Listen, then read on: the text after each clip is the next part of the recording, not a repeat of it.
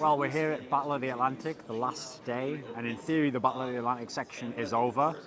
And what happened? I'm here, I'm Travis, and you're he's here Thorin. as well, yeah. Yeah, well, that's I okay. assume everyone already watches all your interviews, so they already know who you are. Oh, thank you. I'm I like a appreciate little cub journalist just trying to claw my way to the top.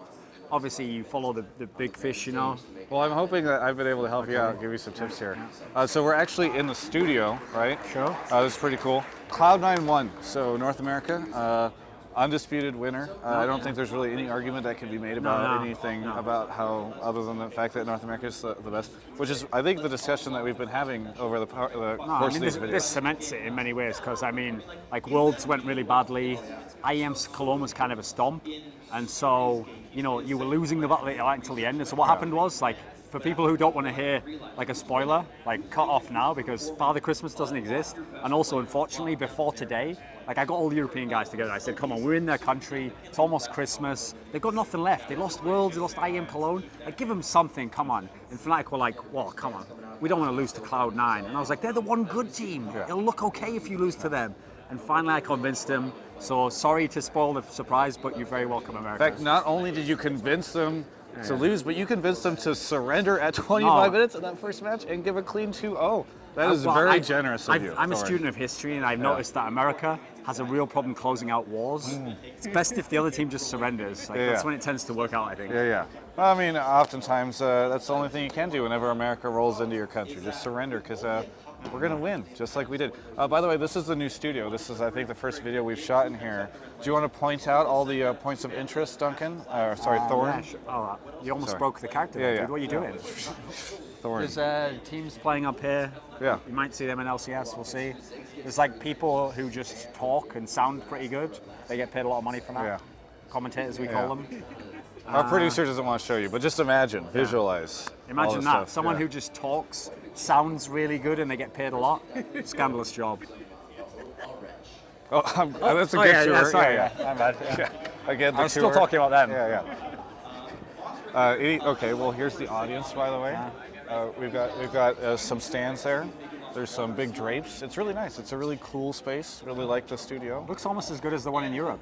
Yeah. Well, can't wait until North America starts playing their LCS matches in it, and then it'll definitely look way better than the ones in Europe. So it's good stuff. But no, it's actually nice in here. There's a lot of fans.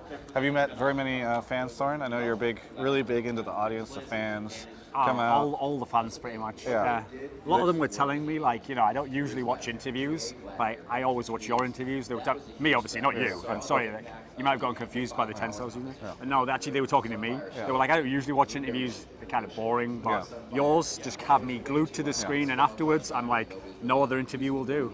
Yeah.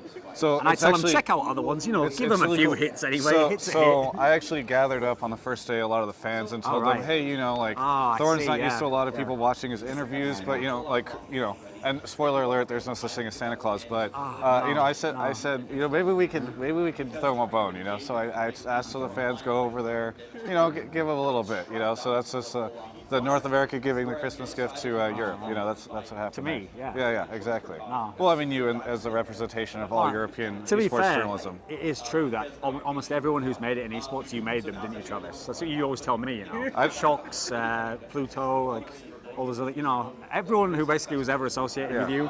Like, well, I don't know if I say that, but if I do, you're like the casino. You make a rake of like a percentage of what they make. Isn't that how the deal works? I don't know if I ever say that, but if I do, you're definitely my next project, Thorin. So anyway, let's wrap up this video. Let's shut this mother down.